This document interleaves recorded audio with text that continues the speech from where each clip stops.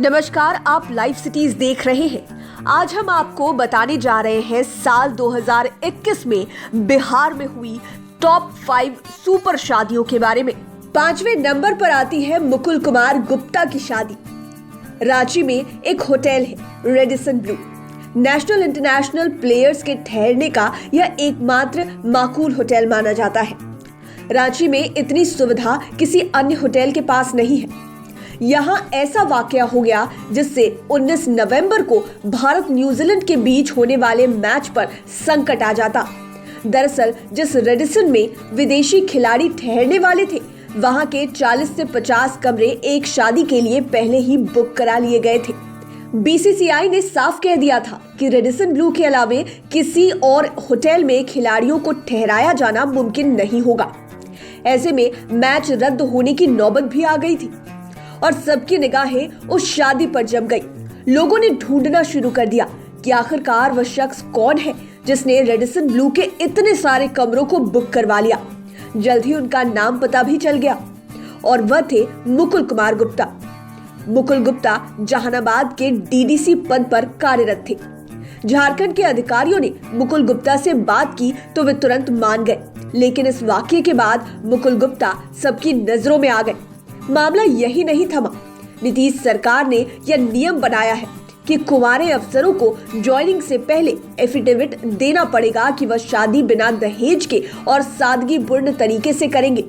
ऐसे में डीडीसी की यह भव्य शादी ने कई सवाल खड़े कर दिए। बिहार से फौरन आर्थिक अपराध इकाई की एक टीम रांची के 5 स्टार होटल पहुंच गई। वहां छापेमारी कर कुछ कागजात भी जब्त किए। टीम यह पता लगाने में जुट गई कि शाही शादी का बजट क्या है। खैर, समय के साथ शादी संपन्न तो हो ही गई, लेकिन इस शादी ने इतनी सुर्खियां बटोरी कि इसे इस लिस्ट में रखना मजबूरी हो गई। ये शादी लिस्ट में 5वें पायदान पर है। चौथे नंबर पर बात करते हैं आयुष नोपानी के विवाह की। कमल नोपानी पटना के बड़े बिजनेसमैन में से एक है। बिहार के मारवाड़ी समाज के बीच इनकी एक अलग ही पहचान है। ये अपने सामाजिक तथा धार्मिक कार्यों के लिए जाने जाते हैं। उन्हीं के बेटे हैं आयुष नोपानी। आयुष नोपानी 2018 बैच के आईपीएस अधिकारी हैं। हंसराज कॉलेज के छात्र आयुष फिलहाल चंद्रपुरा महाराष्ट्र में एएसपी के पद पर तैनात हैं। इसी साल उनकी शादी मानसी से हुई। आयुष के पिता बताते हैं कि आयुष स्कूल के समय से ही काफी संवेदनशील प्रकृति के रहे। एक दिन जब वे स्कूल जा रहे थे, उसी वक्त उनके घर में काम करने वाली नौकरानी अपनी बेटी के साथ पहुंची। बेटी काफी रो रही थी। उसका नाम स्कूल से काट दिया गया था। वह स्कूल में फीस नहीं दे पाई थी। तब आयुष ने तुरंत अपनी माँ से कहा कि नौकरानी की बेटी का फीस दे दो, स्कूल से नाम नहीं कटे। वह वाकया आयुष के ब्रेन में ऐसे हिट कर गया कि उन्होंने अपने दोस्तों के संग मिलकर अल्फाबेट नामक संस्था बनाई। ये संस्था गरीब बच्चों को पढ़ाने का काम करती है। अब तक इस संस्था ने पढ़ाने के लिए कुल 55 बच्चों को गोद लिया है। इनमें से 2 बच्चे आईआईटी जैसे बड़े संस्थानों में पढ़ रहे हैं। एएसपी के पद पर रहने के बाद भी आयुष नोपानी की शादी में 1 रुपए भी दहेज में नहीं लिया गया। इस साल यह शादी बिहार के आदर्श शादियों में से एक रही। इस लिस्ट में ये चौथे पायदान पर है। तीसरे नंबर पर आती है माधव झा की शादी, जो हाल ही में हुई। पटना में 9 दिसंबर को हुई इंजीनियर माधव झा की शादी की चर्चा भी जोरों पर है। माधव झा पेशे से इंजीनियर हैं और बिहार कांग्रेस के अध्यक्ष और पूर्व मंत्री मदन मोहन झा के बेटे हैं। उनके दादा स्वर्गीय नागेंद्र झा बिहार के शिक्षा मंत्री रह चुके हैं। एक समय था जब नागेंद्र झा की मिथिलांचल ही नहीं, पूरे बिहार में तूती बोलती थी। मिथिलांचल में उनका काफी प्रभाव था। माधव झा ने कलिंगा यूनिवर्सिटी से बीटेक की पढ़ाई की है। उनके पास पिता तथा दादा की समृद्ध विरासत है।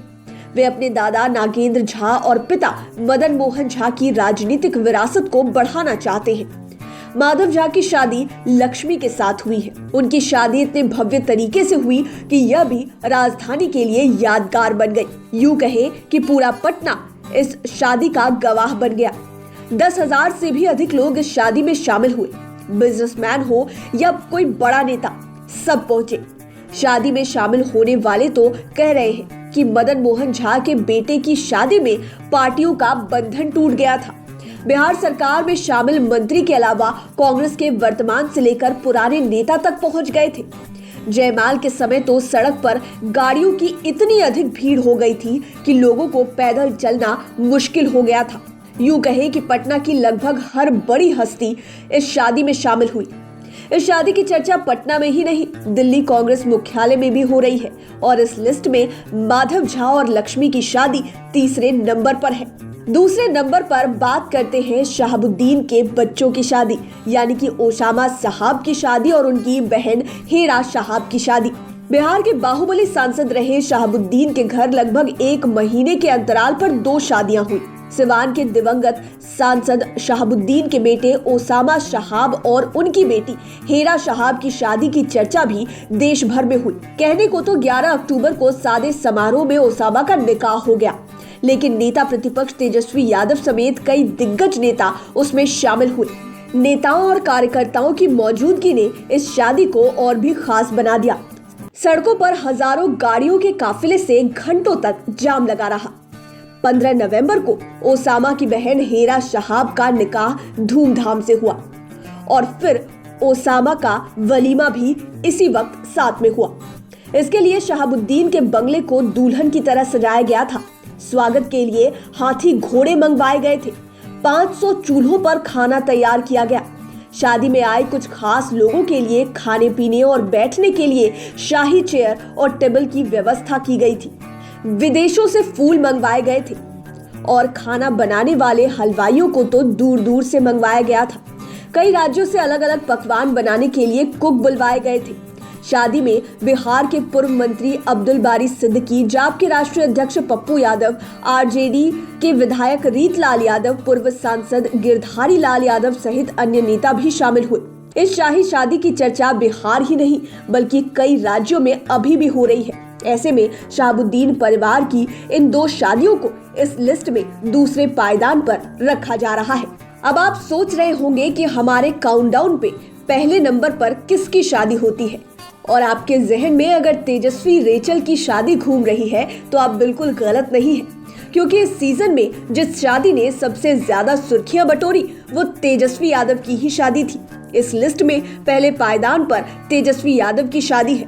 चट मंगनी पट ब्याह को चरितार्थ करने वाले लालू यादव के छोटे बेटे और बिहार के नेता प्रतिपक्ष तेजस्वी यादव 9 दिसंबर को परिणय सूत्र में बंध गए। ये शादी इतनी गुपचुप तरीके से हुई कि शादी के महज 2 दिन पहले तक किसी को इस बारे में पता तक नहीं था। खुद तेजस्वी की बहन मीशा भारती ने शादी से 1 दिन पहले इस बात से साफ इनकार कर दिया था। वहीं सिंगापुर में बैठी उनकी बहन रोहिणी आचार्य तेजस्वी को शुभकामनाएं दे रही थी।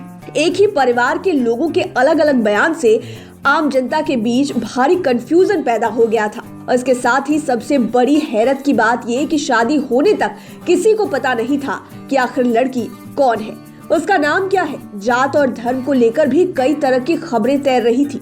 अफवाहों का बाजार गर्म था। हर खबर सूत्र के सहारे छन छन कर बाहर आ रही थी।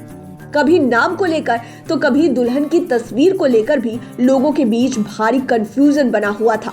खबरों में कहीं एलेक्सिस को दुल्हन बताया जा रहा था तो कहीं सिमरन को। इसके अलावे सगाई और शादी को लेकर भी जितने मुंह उतनी बातें वाला हाल था। बहुतों को पता ही नहीं था कि आखिर हो क्या रहा है, शादी हो रही है या सगाई की रस्म अदायगी की जा रही है। आखिरकार 9 दिसंबर की शाम सारे कयासों पर विराम लग गया, जब सोशल मीडिया पर सगाई से लेकर शादी तक की तस्वीरें आने लगी। इस शादी में पार्टी के किसी भी नेता को नहीं बुलाया गया था। केवल परिवार के लोग इसमें शामिल थे और कुछ करीबी रिश्तेदार।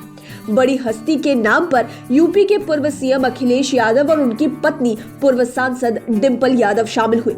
बाकी घर के लोगों में लालू यादव, राबड़ी देवी, मीशा भारती और उनका परिवार, तेज प्रताप यादव समेत अन्य जितने भी भाई बहन हैं तेजस्वी यादव के, अपने परिवार के साथ शामिल हुए। बहन रोहिणी इसलिए शामिल नहीं हो पाई क्योंकि वे सिंगापुर में थी।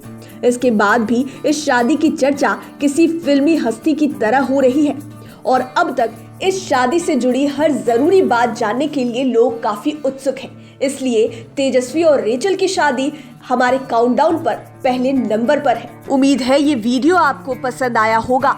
इसी तरह के वीडियोस के लिए आप हमारे साथ बने रहें। अगर अभी तक आपने हमारे चैनल लाइव सिटीज को सब्सक्राइब नहीं किया है तो जरूर कर लीजिए। साथ ही साथ हमारे फेसबुक पेज को लाइक करें और हमें आप ट्विटर पर भी फॉलो कर सकते हैं। धन्यवाद।